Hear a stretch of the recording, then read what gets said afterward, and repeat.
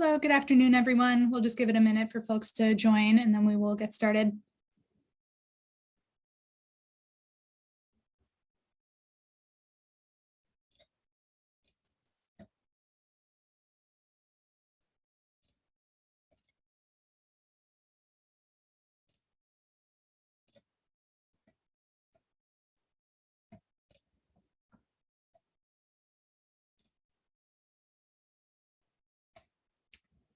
All right, I will kick things off. So welcome everyone. My name is Kira Zeidelman, and on behalf of the National Association of Regulatory Utility Commissioners, the Center for Partnerships and Innovation, I'd like to welcome everyone and thank you for joining today's webinar. This webinar will be recorded and the recording and slides will be posted on NARUC's website and emailed to attendees next week. So Jessica, if you could go to the next slide. Just to tell folks a little bit about NARUC, we are a nonprofit organization founded in 1889 that represents state utility regulatory commissions in all 50 states and US territories. We represent members that regulate electric, natural gas, telecom, and water utilities. And my team, the Center for Partnerships and Innovation, is a grant-funded team that provides technical assistance to NARUC's membership of state commissions. We try to identify emerging challenges and connect commissions with expertise and strategies to inform their decision-making with things such as this innovation webinar series. So I'd like to thank the DOE Office of Electricity for their support of this series and of NARUC's technical assistance programs for state utility commissions. And I'd now like to welcome the Honorable Mary Throne of the Wyoming Public Service Commission to introduce our panelists and get us started. Thank you, Kira, and thank you to everyone for being here today. I'm excited to welcome our speakers and to get our webinar going.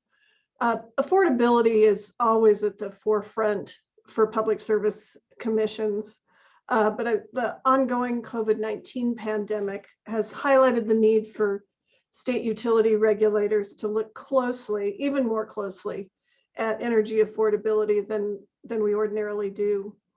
To aid customers, regulators are hearing input from our utilities, our consumer advocates, technology companies, and other stakeholders, on how we can measure and improve energy affordability. On this webinar, we are pleased and privileged to have three experts who will share their unique approaches to affordability and discuss how public utility commissioners can be partners in this effort to alleviate energy burden. Corey Dahl serves as Regulatory Analyst 3 for the Public Counsel Unit of the Washington Attorney General's Office. Since joining the Public Counsel in 2016, Corey has worked on numerous general rate cases, complaints, and other filings before my colleagues on the Washington Utilities and Transportation Commission. And for purposes today, Corey has worked closely on COVID-19 emergency relief issues, low-income rate assistance collaboratives, and clean energy transition issues. Boris Lukanov, PhD, joined PSE in 2017 to develop analyses on energy transition pathways that maximize health, equity, and environmental co-benefits. His work focuses on clean energy technologies, energy equity, air quality, energy efficiency, and integrated resource modeling and optimization. Dr. Lukanov holds a PhD in mechanical engineering and material science from Yale University and a BA in physics and astronomy from Wesleyan University. Our third speaker is Glenn Schatz. He is the Chief Revenue Officer at BlocPower, a smart building platform that markets, engineers, and finances energy efficiency, renewable energy, and other technologies to buildings and communities in underserved market segments. BlocPower partners with governments, utilities, building owners, philanthropies, and community members to generate energy bill savings and reduce carbon emissions, and generates financial returns and improved public health. Following the speaker's remarks, we will, of course, open the floor to Q&A from the audience. Please use the Q&A box at the bottom of your screen to submit questions to the panelists at any time. And we will begin with Corey.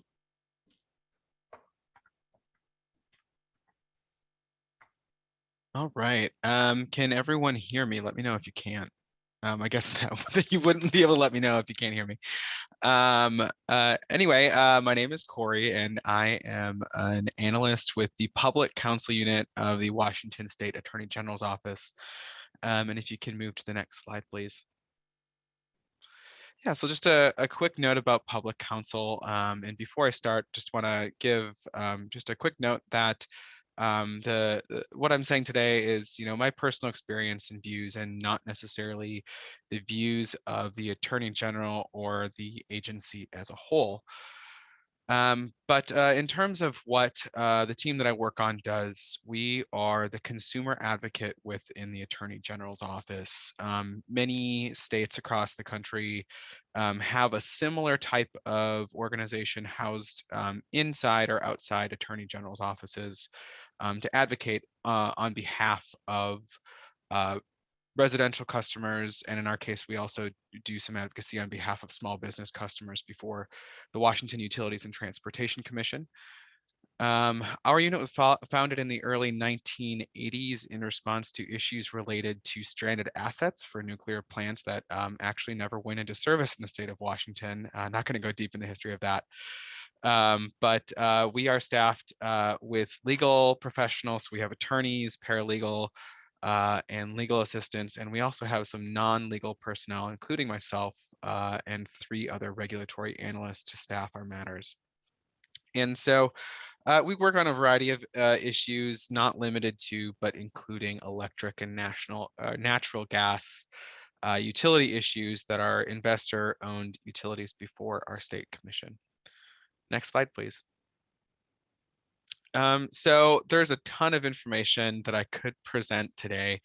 So I'm just going to try to give as broad of a sweep through that information without going too deep into the weeds, but please feel free to ask any questions or follow up with me later if you would like to get a little bit deeper on some of these issues. So specific to COVID-19, it definitely caught all of us off kilter, but our state responded very quickly to the emergency and the issues related to keeping people connected to their essential utility services. All of the investor-owned utilities in Washington initially suspended disconnections for non-payment, knowing that a lot of people were becoming unemployed or unable to pay at a very rapid pace in those early days in the spring of 2020. However, the state and specifically our commission brought stakeholders together to discuss a more comprehensive and consistent approach to dealing with the COVID-19 emergency, knowing that it was probably going to be lasting more than a few weeks. So public counsel, along with commission staff, all of our investor-owned utilities, various other advocates got together to discuss this. We had advocates in the environmental community, the environmental and racial justice community, advocates on behalf of low-income customers of utilities, to get together to try to figure out how we were going to address this emergency in a comprehensive way. So one thing that our unit did that was a bit novel in our approach to issues, we work collaboratively generally, but we work directly with other advocates in the space. A number of the organizations that I had mentioned before in the environmental space, the environmental justice space, other low-income advocates, to figure out a way to make sure that we can keep utility customers connected. We knew that it was good not only in terms of public policy, but also public health policy, to make sure that customers were able to maintain their electric service, that they would be able to stay in their homes, stay comfortable in their homes, have access to clean water to maintain hygiene, and all of the other very critical public health issues at the time, making sure that people would be able to stay connected. So ultimately, as advocates, we came together with a number of issues covering expedited assistance, emergency assistance to customers to help keep their bills affordable and keep arrearages to a minimum to the extent that we could, making sure that customers would stay connected through extended moratoria on disconnections for non-payment, extended moratoria on fees for late payments, and extension of moratoria on deposits and other expenses that customers might have related to the connection and disconnection from services. Eventually, we did come to agreement as advocates. We worked with commission staff. Ultimately, commission staff did not recommend the exact terms that we had come together as advocates, but many of the recommendations that we put together were ultimately included in what commission staff recommended to our state commission and what the commission ultimately did enforce. Washington was, I believe, the longest or one of the longest states to have a moratorium on disconnections in effect. Partnered with what our commission ordered, our governor kept a moratorium on disconnections for non-payment for utilities, including electric, natural gas, and water through September 30th, 2021. So we had a state moratorium on disconnections for close to a year and a half, which was, I believe, longer than any other state. And coming out of that process for our investor-owned utilities, we had expanded bill assistance provisions to develop arrearage management programs to help keep people connected in the long term. The commission also has since opened up an investigation into fees, disconnections, and credit and collections practices to help look at longer term solutions to keeping people connected and looking at whether or not keeping fees in place are good, sound public policy. That's still in its early stages. There hasn't been any sort of resolution of that yet. And another thing that's still in effect is data reporting. That was really critical to our advocacy throughout this process and really understanding what's going on, which I'll get to in a second here. Now we are outside of the disconnection moratorium, and the commission is actually reviewing on behalf of customers any movement to disconnect customers, just making sure that the utilities went through all due diligence to notify customers of the disconnection before they can actually move forward with disconnecting customers for non-payment.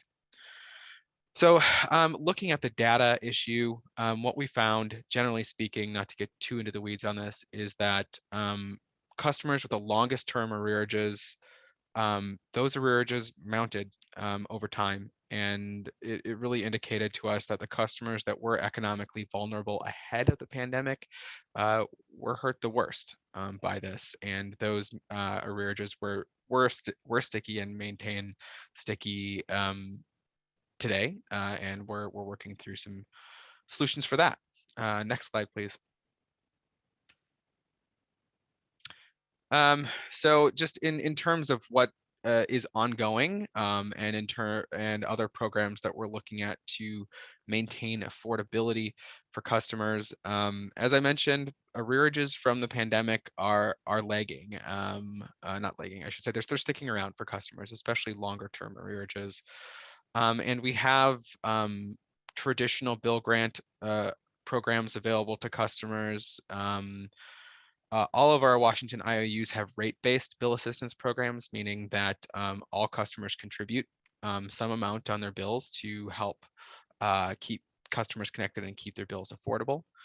Our commission has also authorized and encouraged pilots for various programs, including percentage of income payment plans, and in particular, arrearage management programs, which allow customers to have any utility debt that they have wiped if customers are able to maintain their bill over a 12-month period. That's been what's piloted and what's been in place for the utilities so far. Not all of our utilities have those programs in place yet. And one thing that the state legislature took up that we're currently working on proposals for are bill discounts. The programs that we've had to date from our IOUs have been bill grants, essentially looking at customers' income and determining an amount that would be appropriate to just drop in one lump sum at the beginning of a program year. But bill discounts are actually looking at income and trying to drive toward affordability by reducing monthly bills on a monthly basis rather than in a one-time grant that's applied to customers' bills. And another thing that's a bit tangential, but is an approach to help maintain affordability by bringing in a variety of voices to proceedings before our commission. A number of states have this, but for the first time, Washington actually has participatory funding, otherwise known as intervener funding in other jurisdictions. Both of these two things, the bill discount and participatory funding, were included in a larger regulatory reform bill that was passed in 2020. And I included the reference there if people want to look into the language of the bill. Next slide, please. And so another piece of this puzzle, like I said, there's a lot of information here, so it's definitely on a 40,000-foot level, is the Clean Energy Transformation Act. Like a few other states, Washington has passed a 100% clean energy bill. The state has various benchmarks that our utilities, and all utilities, not just our investor-owned utilities, have to meet to be 100% non-emitting by 2045. And one thing that is perhaps unique to Washington's, I haven't seen all of the other 100% renewable standards, but Washington actually has an equity requirement built into the law to ensure that everybody is benefiting from the transition to clean energy, and with a particularly look at highly impacted and vulnerable populations. And those are defined there in my slide. I'm not going to read that verbatim. And if you want to look at the actual statutory reference, it's there as well. So the utilities need to take steps to plan and make sure that everybody's benefiting in an equitable manner. And that goes directly into planning, which is what our team is involved in. We are advocates on behalf of customers in the process to make sure the plans live up to the statutory requirements included in this law. And there's another component of the law that utilities must demonstrate progress in reducing customer energy burden. And by policy, I believe it's in rule, we have pegged that to a 6% or less energy burden, as it's a bit of a national figure that we look at in terms of meeting what's determined to be a reasonable amount of income that folks spend on their energy bills. So that's what I have for you in terms of, go to the next slide, please. What we're doing in Washington. As you can see, there's a lot going on. And I just wanted to give everyone a brief look at some of the things we're working on. I know that I could have gone to much further depth, but at this time, if there's any questions or if want to move those to later, we can move on. Thanks so much, Corey. We will now move on to Boris's presentation.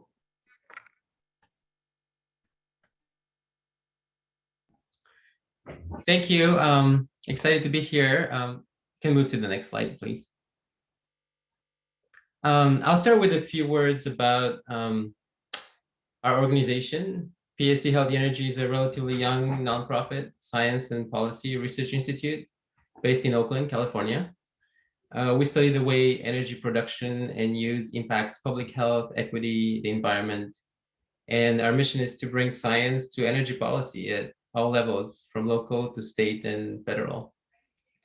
And today I'll talk about a study that we recently published titled Pathways to Energy Affordability in Colorado, pictured here on the right.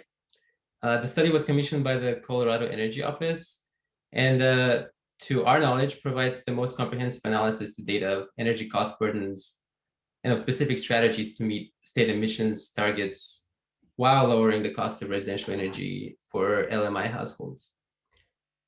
Next slide, please. We believe that these kinds of analyses are critically needed and long overdue. As you know, 1 in 3 US households, about 40 million, according to the EIA, are faced with the persistent challenge of paying their energy bills and paying for other essential services like food and medicine and rent. So an urgent question posed by climate imperatives is, can the transition away from fossil fuels be managed in ways that actually increase energy affordability and improve equity? Next slide. As you know, nearly half of all US states have set legal targets to increase their share of clean energy resources and to lower greenhouse gas emissions.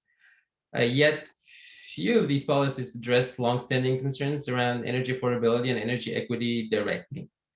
A recent study published in Nature showed that when health benefits, for example, are incorporated in integrated climate economy models, the results are that decarbonization would have to happen faster in order to achieve economically optimal levels of climate change mitigation. And we believe that our study for the Colorado Energy Office shows a very similar result when it comes to integrating energy affordability considerations into climate policy. Next slide, please.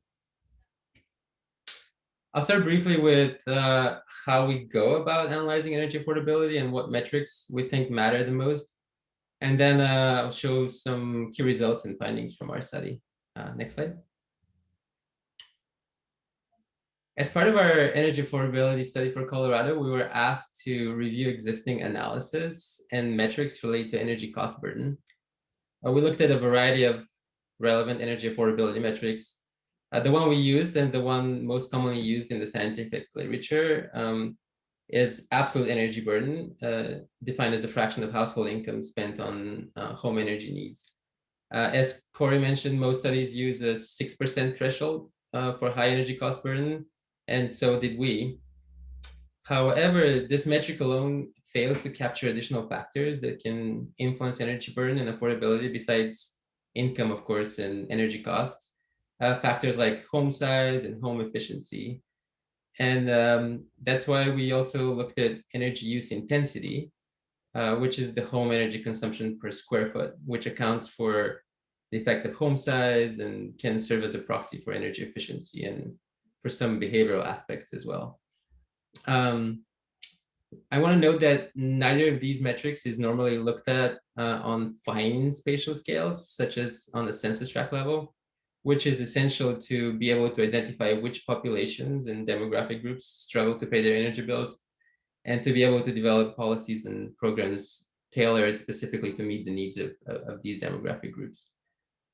As you can see in the table, the main data dimensions needed to do the fine spatial and demographic analysis include fuel consumption, fuel prices, and income for energy burn, and also house size for energy use intensity. And now fuel prices and median household incomes are generally publicly available on the census tract level. The problem is that residential energy use data by fuel type are not normally available on such fine spatial scales. Next slide. What this means is that modeling and interpretation is required to calculate energy affordability on the census tract level and to be able to compare with demographic data that's publicly available through the Census Bureau. So to do that, we generated tract level estimates for energy use by fuel type and by end use using previously developed models. The references are below, but we also updated the methods and updated the data. We used a regression model based on geographic, demographic, climate, housing-related variables to estimate census tract level electricity and fuel use in residential buildings based on the Residential Energy Consumption Survey, or RECS, and also on Census Bureau data. And this allowed us to map energy cost burden and energy use intensity by census tract and also at the household level through additional modeling, which again is essential to identifying populations that struggle to pay their energy bills, and to recommend policies and programs tailored to meet their specific needs. I should point out here that utility companies and public utility commissions do not have to go through the same complex modeling exercise. Data, they already have access to accurate energy use data at the household level, which can be aggregated on the census tract level or even at more granular levels like census blocks to perform the same kind of analysis that we did. So let's look at some of our findings. Next slide, please. This slide shows a map of average energy cost burdens in Colorado by census tract. The color transition point here is, so from blue to orange is set at 6% on average. Although it's important to remember that individual households, even within census tracts colored in blue here, can face much higher individual energy burdens than 6%. We see that energy cost burdens are distributed very unevenly across the state. In general, we find that rural areas in Colorado have higher energy cost burdens, especially areas where propane is commonly used as a heating fuel, and also in the more severe climate zones. This means that LMI electrification of heating, along with building weatherization, is a priority in such areas. Overall, we found that about 17% of households across Colorado face high energy cost burdens above the 6% threshold. Next slide, please. Energy affordability is particularly acute among low-income households and those in rural areas. This plot shows the average energy burden by census tract as a function of the census tract's median household income. And energy burden by definition is dependent on income. However, the relationship is not linear, as you can see in the figure. So low-income census tracts tend to experience very dramatically higher energy cost burdens. Overall, we found that energy cost burdens are particularly high for the state's rural communities, mobile home residents, and propane users. So LMI electrification and weatherization is a priority in such areas, as well as for urban low-income households, populations of color, and renters. These populations also need increased investments in energy efficiency and community solar to lower their energy bills. Next slide. So our goal was to design a strategy that would be fully consistent with Colorado's emissions targets while bringing energy costs under 6% of income for all LMI households in the state, over a 20-year period. To do this, we prioritized greenhouse gas reduction strategies that also simultaneously reduce energy cost burdens. The strategies include significant expansion of LMI energy efficiency, LMI electrification, community solar, and demand response programs. And this figure shows the cumulative impact of each of these interventions. First efficiency applied, then efficiency plus community solar, then adding electrification and demand response, and illustrating the sequential impact of these various investment components on reducing energy burdens within 3 separate LMI brackets. On the left, between 0 and 100% of federal poverty level, then middle 100 to 150%, and on the right, 150 to 200% of the federal poverty level. And the result is that after the sequential interventions, it's essentially all households could have energy cost burdens that are affordable, even in the lowest income bracket, while also helping meet the state's climate goals. Next slide. More importantly, we found that aligning climate and affordability goals and prioritizing investments in energy cost burden populations can help states meet their emission reduction targets while also saving billions of dollars. We found that fully integrating equity with climate change mitigation goals in Colorado specifically results in cumulative net savings of approximately $1.5 billion over a 20-year period compared to a bill assistance only approach, even though the initial upfront costs are higher, as you can see in the earlier years on the graph. The reason for this is that investments in energy upgrades in LMI communities lower the total amount of direct assistance needed to make utility bills affordable for these households over time. And also in part because low-income households generally live in less efficient homes, and weatherization investments have a greater potential for high return over time in those homes. And again, this despite the lower cost to reduce energy cost burdens, carbon dioxide emissions would be eliminated with this approach. Next slide. So there are a lot more findings in our report, as well as more details related to our proposed strategies to alleviate energy cost burdens in Colorado. In short, some of our key findings are that we can prioritize decarbonization strategies based on their ability to simultaneously reduce energy cost burdens, and aligning climate and affordability goals can save states billions of dollars. So this is in stark contrast to the conventional approach, which has put energy bill assistance and climate-related investments on sort of separate tracks. And the result has been that bill assistance has kind of failed to make energy affordable, and low-income households have had pretty scant access to the benefits of the clean energy transition. So achieving these savings and results requires giving first priority to LMI households for energy efficiency and fuel switching programs, instead of waiting for the cost of clean energy technologies to decline.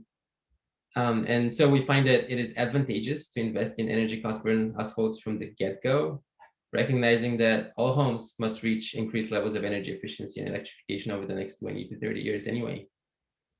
And what this means in practice is that this means, policies like grants and low interest loans, incentives for utilities and landlords, green bank funded loss reserves to enable LMI households to participate, and so on. Last slide, next slide. We have also begun to push to incorporate these kinds of analyses into IRP processes. So these analyses are not just part of statewide energy affordability strategies. Spatially granular energy burden analysis can provide a useful and importantly quantifiable way of thinking about energy affordability. We think that it's critical for regulators to require utilities to consider energy burden as part of their IRPs and analyze how their plans may impact the distribution of energy burden in their territories. Utility companies, as I said, have access to detailed energy use data at the customer level that can be aggregated and used to evaluate the landscape of energy cost burden across the utility service territory in a way that can be both more accurate and more detailed than what we did. And the goal here should be to incorporate energy burden analysis into the IRP process in such a way that would meaningfully reduce energy cost burden disparities over time and lead to a more equitable distribution of energy burden within the utility service territory. Integrating energy affordability and health analysis into climate policy and IRP process is still pretty novel, but our analysis shows that it supports greater social justice and also emission reductions, and also makes economic sense for society as a whole. And we believe that what's more, these added benefits can also garner additional support for clean energy policies in general. I think that's my last slide. Thank you. And looking forward to questions after the next presentation. And thank you, Boris. And speaking of questions, I just want to remind everyone, if you have a question, to throw it into the Q&A at the bottom of your screen. We have a couple lined up. Our final speaker is Glenn Schatz. So take it away, Glenn. Hey, how's it going? Thank you for spending time with us this afternoon. Next slide. BlocPower is, our mission is to make buildings smarter, greener, and healthier, and more profitable for those who own the buildings. And we do this through a variety of mechanisms, which I'll quickly go through, but ultimately it's through reducing fossil fuel consumption and pollution in buildings. Next slide. BlocPower is a Black-owned company. It's about 8 years old. We focus predominantly on low and moderate income multifamily buildings, although we do some single family residential. We also do some other small commercial buildings. We've done over 1,200 projects to date, and have grown from our home base in Brooklyn, New York, to all over the state of New York, California, Georgia, Massachusetts, Colorado, and we're looking at expanding rapidly over the next several years. We develop, implement, and finance clean energy projects. The reason that we have taken all of these parts of the stack is because early in our time, we only did the financing part and found that projects didn't get done when you were just bringing financing, and that a lot of the other elements of what we do, including workforce development, project origination, software to figure out which buildings are good to target, as well as the actual project implementation, are very important to decarbonizing in low and moderate income communities. We also have a very strong focus on community engagement. In fact, our largest upcoming project to date is the decarbonization of the entire city of Ithaca. We've also just recently won a similar contract with the city of Menlo Park. But part of the initial entry into those markets will be having hundreds of conversations with local stakeholders to make sure that they understand all the implications of decarbonization and how it impacts different parts of the community. Next slide. So our audacious goal is to help be a part of electrifying all buildings and making sure that those buildings are powered by solar, wind, and other sources of zero carbon electricity. We think this is really important for several reasons. Health is a very, very important reason. There are non-fuel implications of health in a lot of LMI buildings, such as lead, asbestos, mold, and other things. So we do address those issues as well as the energy issues. We think that there's a very strong equity impact as well. A lot of building owners that have low and moderate income tenants don't have the resources to invest in those buildings to make them more efficient and to prepare them to be net zero. And so we think that equity needs to be a lens which we all look at as we do this building electrification. Climate change, of course, is a major issue. At this point, there's a lot of federal, state, and local initiatives toward that, but we think that is a very important issue for the next generation. And then the other thing that we've started doing recently, which has become a bottleneck in a lot of markets we're in, is workforce development. But the great part about workforce development in the clean tech industry is that these are jobs that can't be outsourced. They're jobs that are permanent. There's always a need for folks in the skilled trades. And so we think that investment in a green workforce now will pay dividends for decades to come. And then, of course, leveraging as many financial incentives as possible to get projects done. Right now, leveraging financial incentives can be complex. And so in the markets we work in, we try to make them as simple as possible, stacking different types of incentives from clean and healthy homes incentives to energy efficiency incentives, to electrification incentives, and to philanthropy and other types of things to be able to deliver as many projects as possible. Next slide. But electrification of buildings can be complex. So this is a typical building that we work with.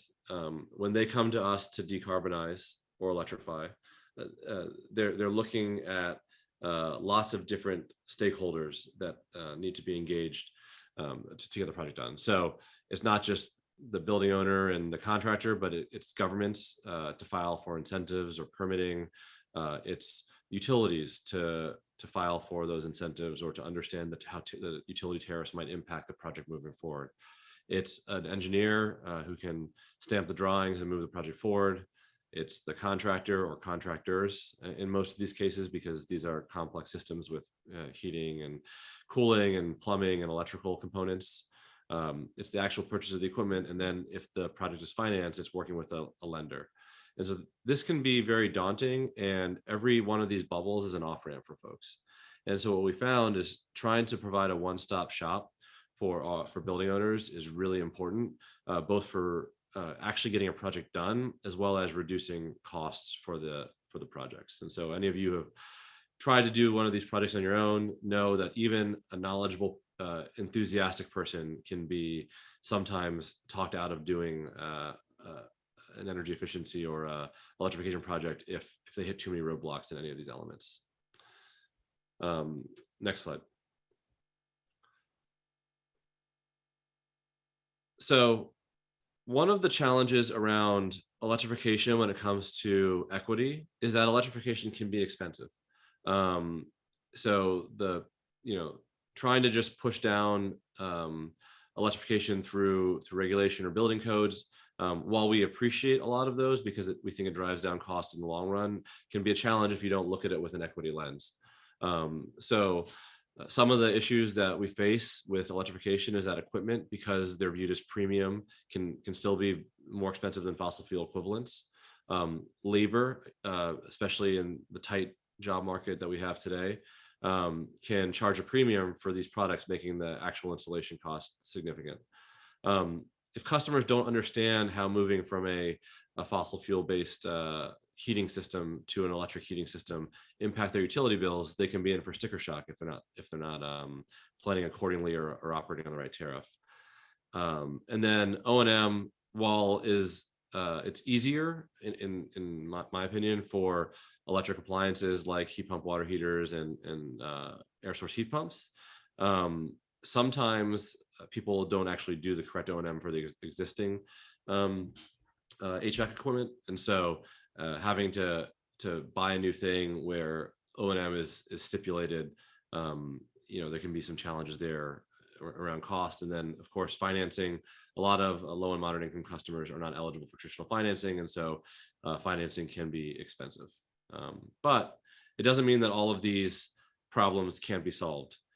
Equipment and labor, to me, this is just a time and scale issue. This is something that when we look at the Defense Production Act that has just been invoked for heat pumps and for insulation and for other things, can play a role. There's some challenges around that specific initiative, especially because a lot of the current air source heat pump manufacturers are not domestic. So that's a whole different story. But over time, there's no particular reason that this equipment has to be more expensive. In a lot of cases, it's more simple, fewer parts, more technologies involved, and so costs can come down. And the same thing with labor. These are actually much more simple installations.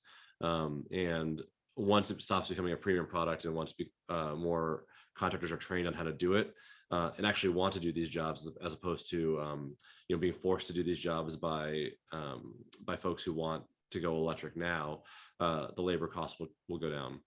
One of the things that we've also found with labor is that investing in workforce development and making sure people are trained can actually reduce cost of projects now. So one example of this is in New York. We have a relatively large 1,000-person workforce development program, and we're able to use people while they're in the training on project sites during their on-the-job training to actually do these projects. So we have them doing solar, EV charging stations, weatherization, electrification, other construction jobs. And so because their wages are being covered by the workforce development program, it reduces the cost of the project. And so we can partner with contractors, developers, building owners to bring down the cost today using a different pool of money they might normally have access to.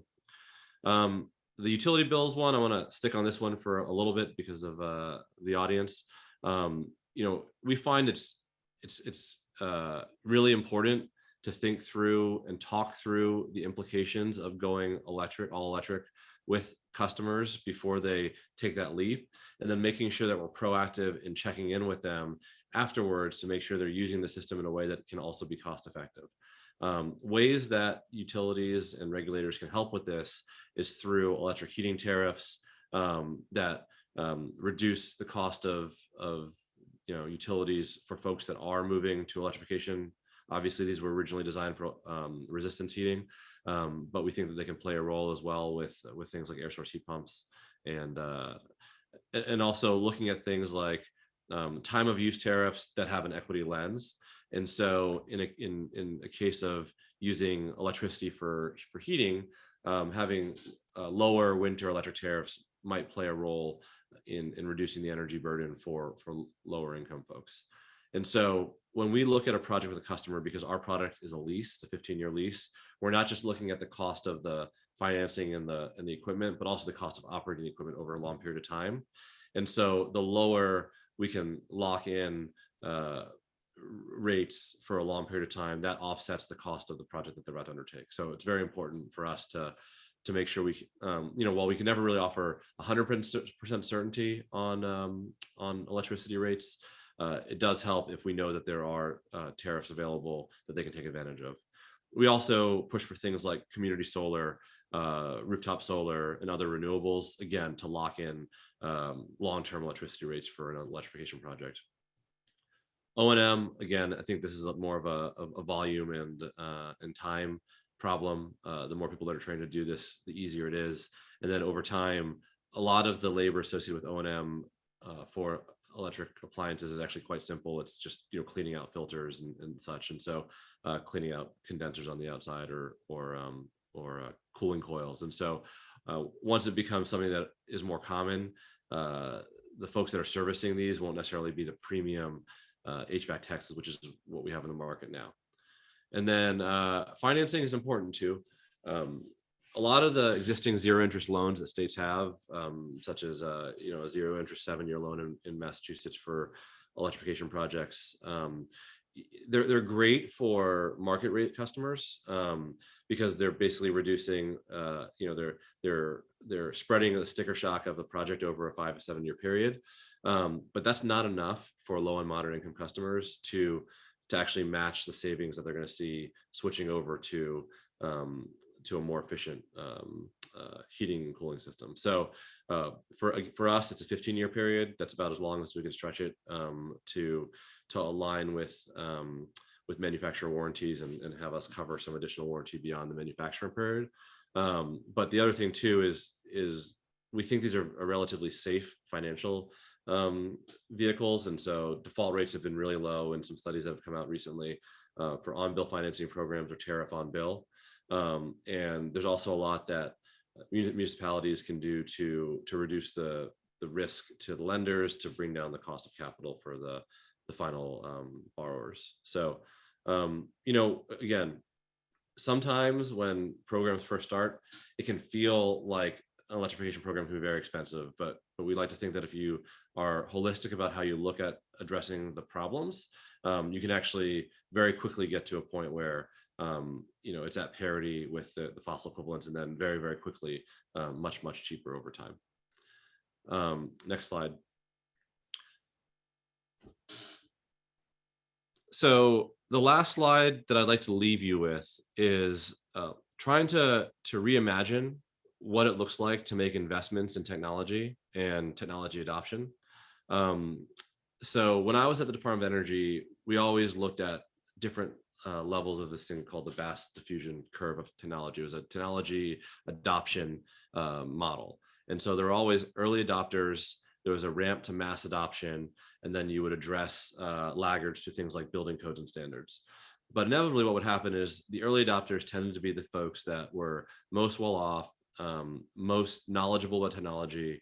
And as early adopters, they would tend to accrue the benefits of both whatever the technology was and the knowledge around the technology before the majority had access to it. And so as we look at program design and program development, we want to make sure that we're looking at adoption through the lens of equity. And so if we're going to be making investments in technology, making sure that we're making those investments in a way that gets to traditionally left behind communities first. And so that's making sure that programs have significant carve-outs for low and moderate communities. It's making sure that when you're looking at cost effectiveness tests, you make very, very healthy carve-outs for low income and moderate income communities, and making sure that in a lot of states you don't necessarily need cost effectiveness for those programs. And the reason that we encourage that is because we don't want to just keep investing in the upper end of the spectrum. We want to make sure that everyone gets to take advantage of new technologies and innovation. The other thing that I'll leave you on here is that through the 60% and lower of AMI are typically well addressed by income eligible programs. Now there's always room for improvement with those, of course. And then there's the sort of upper middle class community, which again can take advantage of some of the beneficial zero interest programs that are out there, or they might take advantage of great incentives that are available because they happen to have the knowledge. of what those incentives are through utilities. But that 60 to 120% AMI, that we call it the missing middle, tend not to be well served by these programs without a ton of outreach in advance. And so we focus a lot of our outreach on that segment, and we encourage others to do so, and also to do program designs that address that missing middle, that 60 to 120% or so of AMI. So with that, I'll turn it over for questions. Thank you, Glenn. Well, all of our presentations were fascinating. Know people have been waiting to get their questions answered, so I am going to go to the audience questions.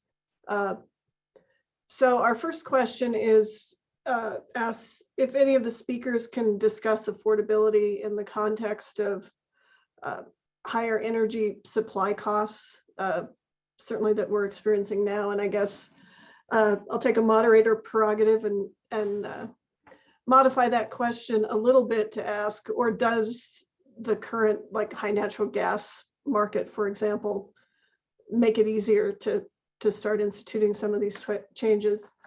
And then the second question is, how does the increasing cost for transmission and distribution spend kind of factor into the discussions? So more of a macro question regarding grid expansion, hardening, and modernization. And I don't know, Corey, you might be the best one to take a first crack at that.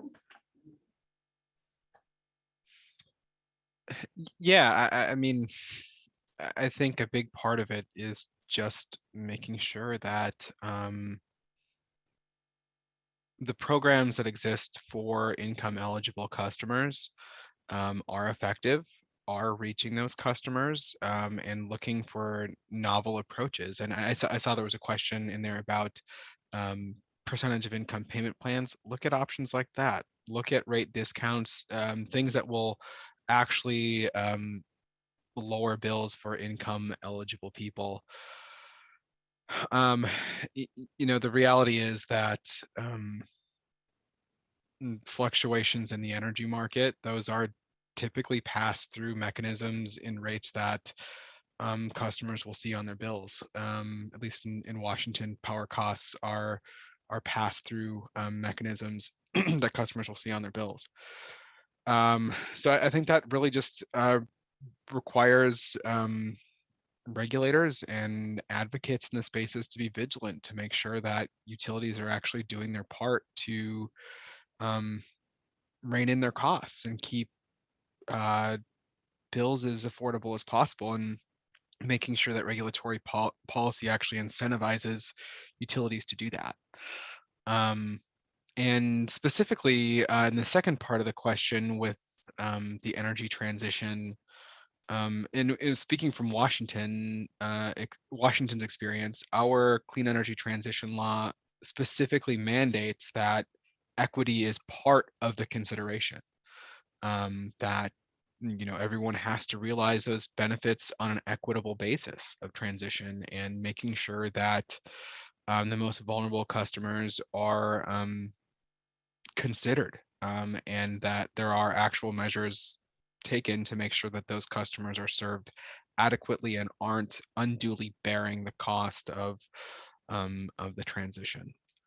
So I think that the long and short of it is just make sure that regulation adequately addresses the right incentives to make sure that utilities manage their costs. Yeah, one thing that I'll plug here as well is, I mentioned we like to pair community solar with our projects, but in places where rooftop solar is available, we also like to do that. Again, this is sort of helping people lock in anticipated energy costs for a long period of time. And this also, I think, gets at the second piece of it too, with the energy transition and grid expansion, hardening. I mean, the more distributed generation can be brought into that. I think that not that it needs to be less investment in grid expansion and modernization. It's just a different type of investment.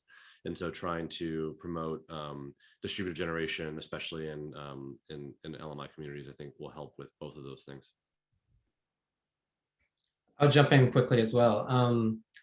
It's true, that overall spending, we don't always know that what the allocation of funds is, and using more expensive resources across the system can increase overall supply costs and therefore increase energy cost burden on the customer base.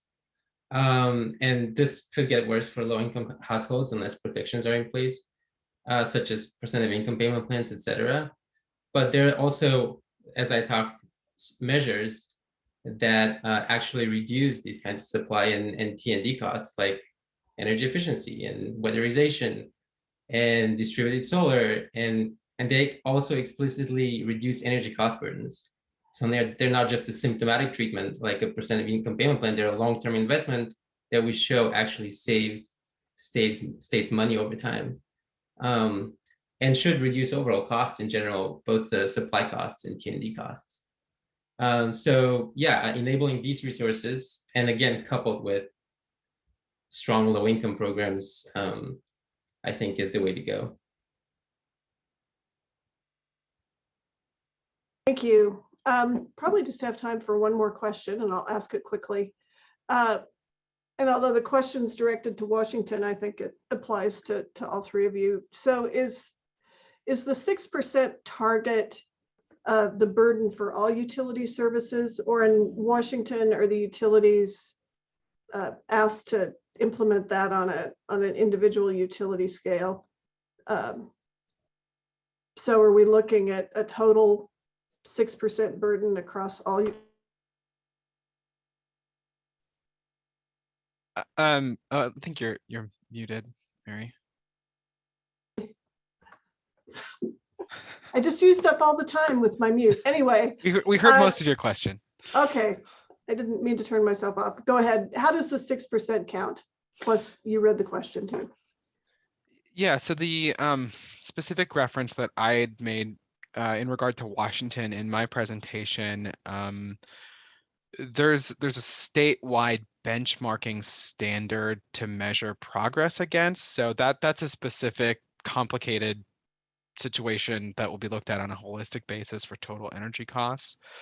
I guess as it relates to each individual utility, I think it's important to look at total energy burden and not just 6% as it relates to a person's natural gas bill or their electric bill, just to make sure that it's inclusive of everything that folks are spending on energy costs.